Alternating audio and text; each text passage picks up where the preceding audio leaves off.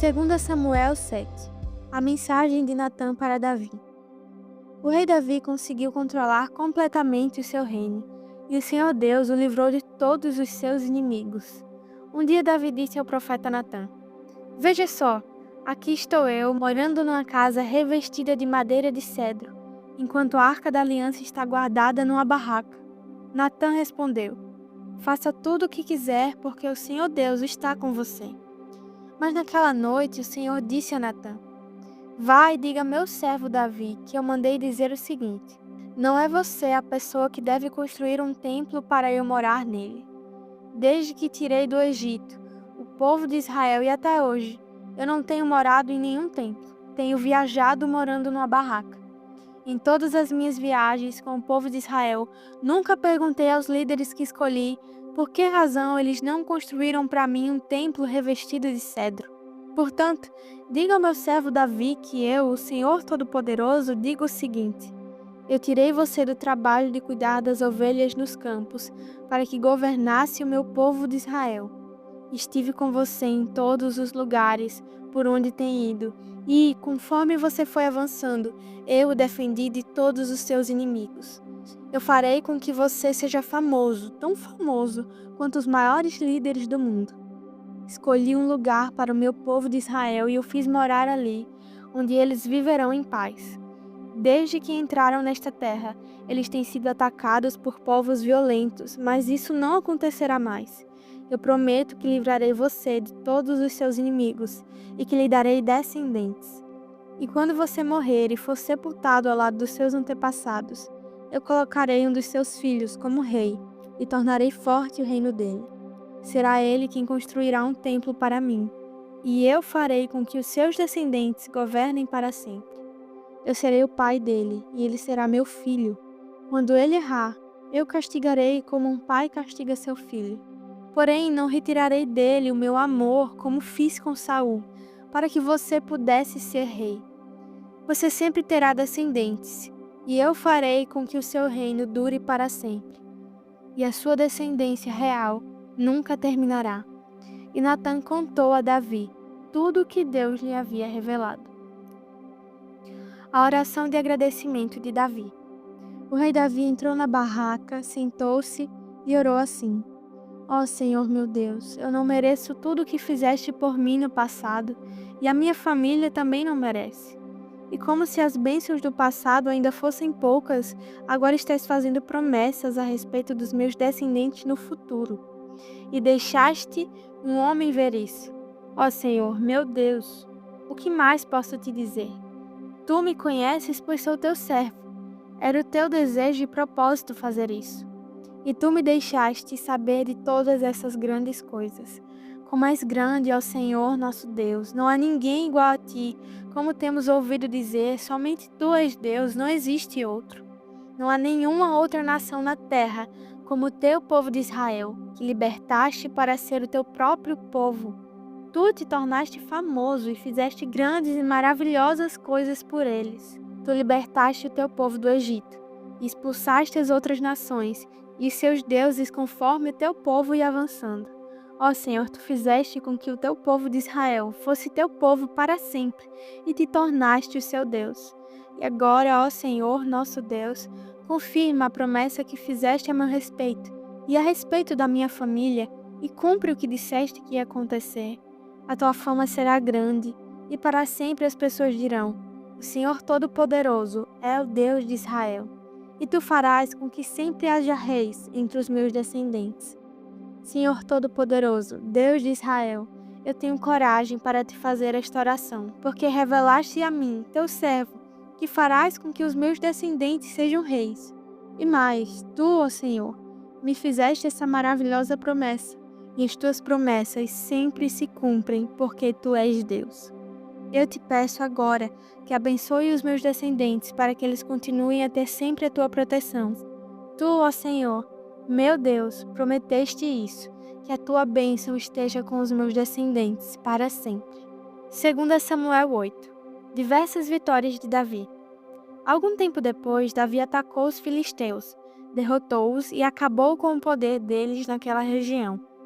Ele também derrotou os moabitas, fez com que se deitassem no chão, mediu-os com uma corda e matou 2/3 deles. Assim, os moabitas se tornaram escravos de Davi e lhe pagavam impostos. Então Davi atacou o rei de Zoba, Hadadezer, filho de Reobe, quando este foi tomar de novo as terras que ficam perto do rio Eufrates. Davi prendeu 1.700 cavaleiros de Hadadezer e 20.000 dos seus soldados da infantaria. Também aleijou os cavalos que puxavam os carros, deixando cavalos somente para 100 carros. Os sírios de Damasco foram socorrer Hadadezer, e Davi matou 22.000 deles. Em seguida, colocou acampamentos militares nas terras deles. Davi os dominou, e eles lhe pagavam impostos. O Senhor Deus fez com que Davi fosse vitorioso em todos os lugares onde ia. Davi tomou dos oficiais de Hadadezer os escudos de ouro que eles usavam e os levou para Jerusalém. Também levou uma grande quantidade de bronze das cidades de Betá e Berotai, que eram governadas por Hadadezer. O rei Toi, da cidade de Amate, soube que Davi tinha derrotado todo o exército de Hadadezer.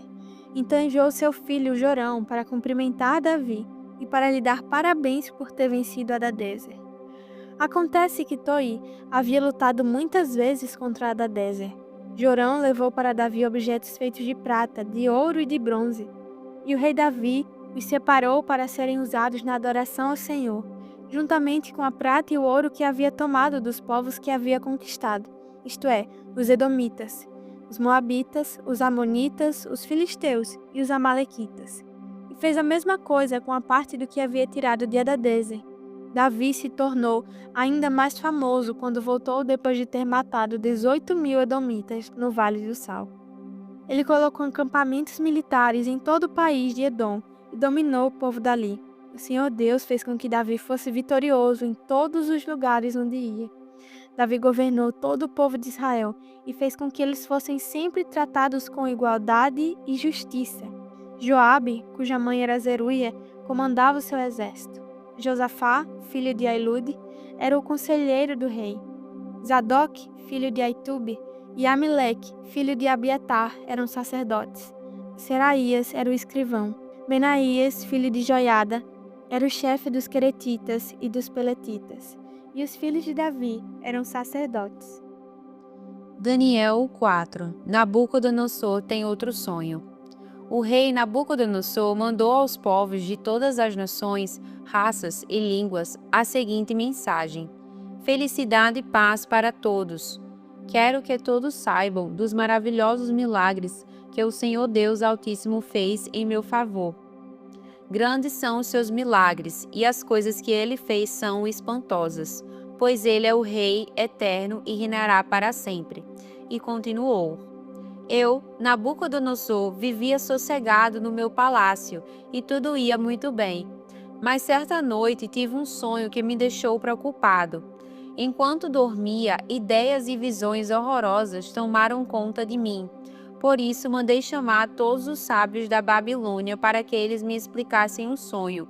Vieram então os sábios, os adivinhos, os astrólogos e os feiticeiros, e eu lhes contei o sonho, mas nenhum deles pôde explicá-lo. Finalmente apresentou-se Daniel, conhecido também como Beltesazar, nome que recebeu em honra do meu Deus. O espírito dos santos deuses está nele, e por isso eu lhe contei o meu sonho.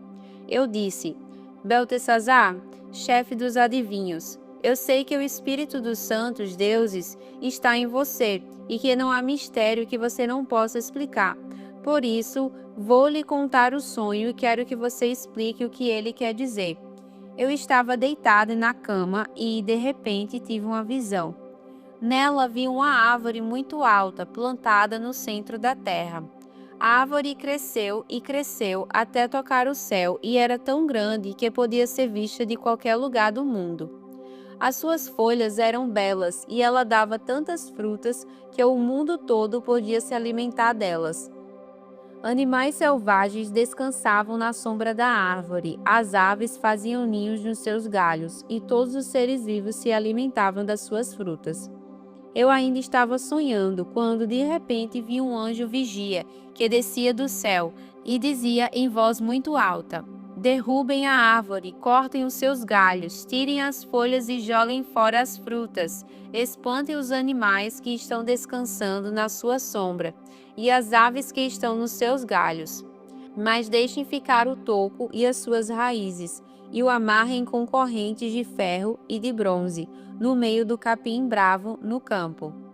Assim o sereno cairá sobre esse toco, esse homem, e ele comerá capim como os animais. Ele perderá o juízo e começará a pensar como animal. 7 anos viverá assim. Esta é a sentença dada pelos anjos vigias do céu, a fim de que todos saibam que o Deus Altíssimo domina todos os reinos do mundo. Ele dá esses reinos a quem quer, mesmo ao mais humilde de todos os homens. E Nabucodonosor terminou dizendo: foi esse o sonho que eu tive, e nenhum dos meus sábios pôde me explicar o que ele quer dizer. Mas você, Beltesazar, pôde dar explicação, porque o Espírito dos Santos Deuses está em você. Portanto, explique o que o sonho quer dizer. Daniel explica o sonho. Ao ouvir isso, Daniel, também conhecido como Beltesazar, ficou espantado e por alguns instantes não sabia o que pensar. O rei lhe disse: Beltesazar, não se preocupe com o sonho nem com o que ele quer dizer. Mas Daniel respondeu: ó rei, quem dera que o sonho e a sua mensagem não fossem a respeito do Senhor, mas a respeito dos seus inimigos.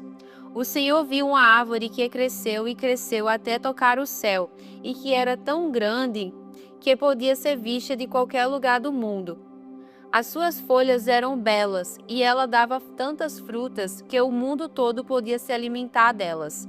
Animais selvagens descansavam na sombra da árvore, e as aves faziam ninhos nos seus galhos. Aquela árvore, ó rei, é o Senhor, pois o Senhor se tornou poderoso, e o seu poder aumentou tanto que chegou até o céu, e o seu domínio se estendeu pelo mundo inteiro. E o Senhor viu também um anjo vigia descendo do céu e dizendo: derrubem a árvore e quebrem todos os seus galhos, mas deixem ficar o toco e as suas raízes e o amarrem com correntes de ferro e de bronze, para que fique no meio do capim bravo no campo. Assim o sereno cairá sobre esse homem, e ele terá de comer o que os animais comem. 7 anos ele viverá assim. E Daniel continuou: e agora vou dar a explicação. Este sonho trata da sentença do Deus Altíssimo contra o Senhor, ó rei. O Senhor será expulso do meio dos seres humanos e ficará morando com os animais selvagens. O Senhor comerá capim como os bois, dormirá ao ar livre e ficará molhado pelo sereno. Isso durará 7 anos, até que o Senhor reconheça que Deus Altíssimo domina todos os reinos do mundo e coloca como rei o homem que ele quer. A ordem do anjo para que deixassem ficar o toco da árvore com as raízes quer dizer que o Senhor será rei de novo, mas só quando confessar que Deus domina o mundo inteiro. Ó rei, aceite o meu conselho, deixe de pecar e faça o que é certo, acabe com as suas maldades e ajude os pobres. Assim talvez o Senhor possa continuar a viver em paz e felicidade. E, de fato, tudo isso aconteceu com o rei Nabucodonosor. 12 meses mais tarde, ele estava passeando no terraço do seu palácio, na cidade de Babilônia, e disse: como é grande a cidade de Babilônia! Com o meu grande poder, eu a construí para ser a capital do meu reino, a fim de mostrar a todos a minha grandeza e a minha glória. O rei ainda estava falando quando veio uma voz do céu que disse: preste atenção, rei Nabucodonosor. Este reino não é mais seu. Você será expulso do meio dos seres humanos, ficará morando com os animais selvagens e comerá capim como os bois. Isso durará 7 anos, até que você reconheça que Deus o Altíssimo domina todos os reinos do mundo e coloca como rei quem ele quer. Naquele mesmo instante, cumpriu-se a sentença contra Nabucodonosor. Ele foi expulso do meio dos seres humanos e começou a comer capim como os bois. Dormia ao ar livre e ficava molhado pelo sereno. O seu cabelo ficou comprido, parecido com penas de águia, e as suas unhas cresceram tanto que pareciam garras de um gavião. O rei Nabucodonosor louva o Deus Altíssimo. O rei disse: Depois de passados os 7 anos, eu olhei para o céu e o meu juízo voltou. Aí agradeci ao Deus Altíssimo e dei louvor e glória àquele que vive para sempre. Eu disse: O poder do Altíssimo é eterno, o seu reino não terá fim. Para ele, os seres humanos não têm nenhum valor. Ele governa todos os anjos do céu e todos os moradores da terra. Não há ninguém que possa impedi-lo de fazer o que ele quer. Não há ninguém que possa obrigá-lo a explicar o que faz. Logo que meu juízo voltou, continuou Nabucodonosor, eu recebi outra vez a minha honra, a minha majestade e a glória do meu reino. Os meus conselheiros e as altas autoridades do meu governo me receberam de volta. Fui rei de novo, com mais poder do que antes. Portanto, eu, o rei Nabucodonosor, agradeço ao Rei do céu e lhe dou louvor e glória. Tudo o que ele faz é certo e justo, e ele pode humilhar qualquer pessoa orgulhosa. Marcos 3, versículo 20. O poder de Jesus para expulsar demônios. Quando Jesus foi para casa, uma grande multidão se juntou de novo, e era tanta gente que ele e os discípulos não tinham tempo nem para comer. Os parentes de Jesus souberam disso e foram buscá-lo, porque algumas pessoas estavam dizendo que ele estava louco. Alguns mestres da lei que tinham vindo de Jerusalém diziam: Ele está dominado por Beelzebu, o chefe dos demônios. É Beelzebu que dá poder a este homem para expulsar os demônios. Então, Jesus chamou todos e começou a ensiná-los por meio de parábolas. Ele dizia: Como é que Satanás pode expulsar a si mesmo? O país que se divide em grupos que lutam entre si certamente será destruído. Se uma família se divide e as pessoas que fazem parte dela começam a lutar entre si, ela será destruída. Se o reino de Satanás se dividir em grupos e esse grupo lutar entre si, o reino não continuará a existir, mas será destruído. Ninguém pode entrar na casa de um homem forte e roubar os seus bens sem primeiro amarrá-lo. Somente assim essa pessoa poderá levar o que ele tem em casa. Eu afirmo a vocês que isto é verdade. Os pecados que as pessoas cometem ou as blasfêmias contra Deus poderão ser perdoados, mas as blasfêmias contra o Espírito Santo nunca serão perdoadas, porque a culpa desse pecado dura para sempre. Jesus falou assim porque diziam que eles estavam dominados por um espírito mau. A mãe e os irmãos de Jesus. Em seguida, a mãe e os irmãos de Jesus chegaram. Eles ficaram do lado de fora e mandaram chamá-lo. Muita gente estava sentada em volta dele, e algumas pessoas lhe disseram: Escute, a sua mãe e os seus irmãos estão lá fora, procurando o Senhor. Jesus perguntou: Quem é a minha mãe e quem são meus irmãos? Aí olhou para as pessoas que estavam sentadas em volta dele e disse: Vejam, aqui estão a minha mãe e os meus irmãos, pois quem faz a vontade de Deus é o meu irmão, minha irmã e minha mãe.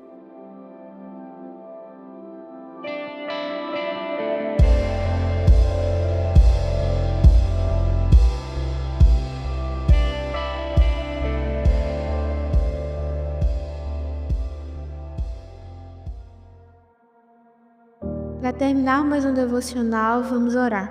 Senhor Jesus, eu oro pedindo pela vida daquelas pessoas em que muitas vezes tem tido falta, Senhor, seja falta de alimento, seja falta de suprimento, seja falta de vestimenta. Pai, em nome de Jesus eu te peço, direciona teu olhar para essas pessoas, tem misericórdia, Senhor, daqueles que estão tendo necessidades, que em nome de Jesus o Senhor possa constranger e mover o nosso coração a ser canal de bênção e abençoar essas pessoas. Nos move, Senhor, como igreja, a fazer aquilo que o Senhor faria, a ter amor por esses nossos irmãos também e abençoá-los.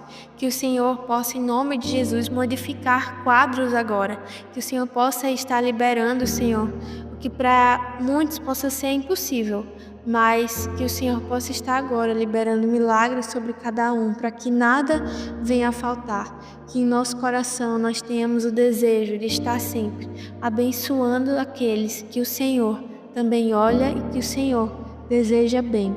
Nos usa, Senhor, para que a sua vontade seja cumprida. Em nome de Jesus. Amém.